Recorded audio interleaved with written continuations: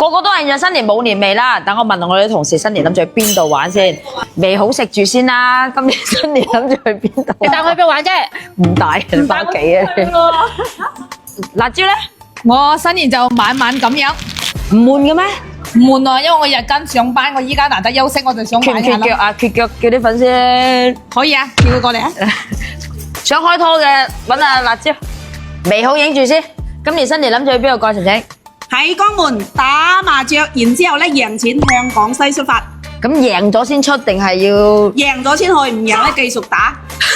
咁你同阿辣椒可以約埋一齊喎？約好咗噶啦，爭唔爭腳啊？啊爭一個，爭一個話快揾阿大家晴晴。到時記得你啊！咁啊，全叔諗住去邊啊？今年新年，梗係翻鄉下啦，你鄉下係崖西新會崖西啊，崖西有乜好玩啊？同大家介唔使紹下。講嘢，梗係睇蔡李佛啊，睇舞獅，還有呢就梗係喺屋企就梗係咩啊？獨街啊，我哋啊，專門獨街。咁如果粉絲朋友冇地方去，過嚟崖西揾你玩得唔得？絕對可以嘅，反正帶你去蔡李佛見識一下真正嘅功夫。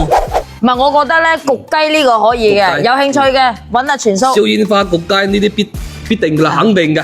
全叔帶你打卡。 OK，嚟。寧哥今年新年諗住去邊度嚟啊？喺屋企，係唔係啊？出去睇失你啲代爬嚟嘅喎。失姐嗰啲唔係啦，嗰啲唔係。你哋有所不知，阿寧哥嘅愛好係跨越一座山又一座山，今年唔跨啦。有機會睇機會啦，有機會嘅去啦。嗱，中意爬山嘅揾寧哥啊！